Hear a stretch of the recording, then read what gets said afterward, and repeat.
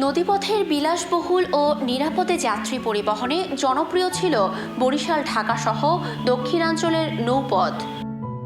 স্বল্প খরচ হওয়ায় ভ্রমণ কিংবা পণ্য পরিবহনে এই অঞ্চলের মানুষদের পছন্দের শীর্ষে ছিল এটি। লঞ্চের নির্ধারিত প্রথম ও দ্বিতীয় শ্রেণীর একটি কেবিনের টিকিট ছিল রীতিমতো সোনার হরিণ। তবে এখন আর সেই অবস্থা নেই।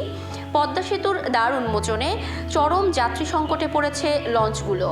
তার উপরে জ্বালানি তেলের মূল্য বৃদ্ধি, এই দুয়ের কারণে এখন প্রায় বন্ধ হবার উপক্রম লঞ্চ চলাচল। তবে লঞ্চ মালিকরা বলছে পদ্মা সেতু নয়, তাদের সংকটের প্রধান কারণ তেলের দাম বৃদ্ধি। পদ্মা সেতু উদ্বোধন সাথে সাথে তেলের মূল্য বৃদ্ধির কারণে বর্তমানে খুবই খারাপ অবস্থায়। বিশেষ করে এই পদ্মা সেতু হওয়ার আগে প্রতিদিন ঢাকা এবং বরিশাল উভয় প্রান্ত থেকে ৬-৭টি লঞ্চ আসা যাওয়া করত।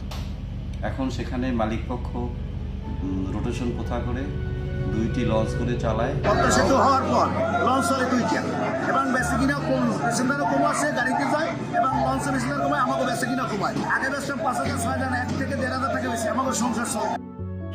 19 শতকের দিকে নৌযানের যাত্রা শুরু হয় প্যাডেল স্টিমারের মধ্য দিয়ে। সে সময় এসব নৌযানের সাধারণ যাত্রী পরিবহন হতো না।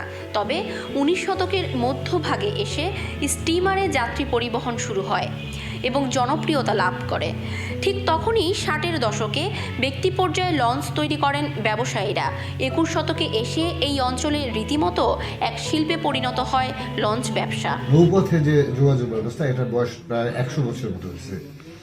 প্রাচীন একটা ব্যবসা, যেটা ট্রেডিশন, যেটা দক্ষিণাঞ্চলের মানুষরা এই লঞ্চ ব্যবসাটা, লঞ্চের জার্নিটাকে অত্যন্ত নিরাপদ মনে করত।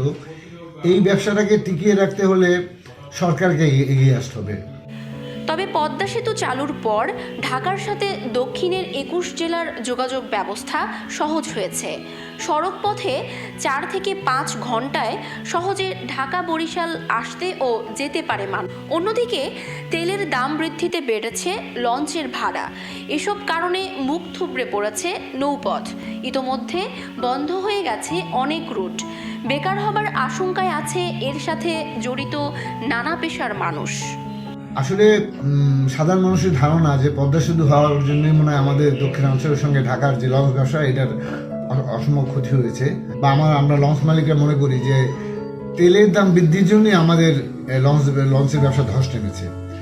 এক্ষেত্রে যদি সরকার আমাদের এই তেলের দামে সাবসিডি দেয় এবং আমাদের যাবতীয় ভ্যাট, ট্যাক্স ইত্যাদি সাবসিডি দেয়, আমরা পুনরায় আগের মতো লঞ্চের ব্যবসা করতে পারবো ইনশাল্লাহ।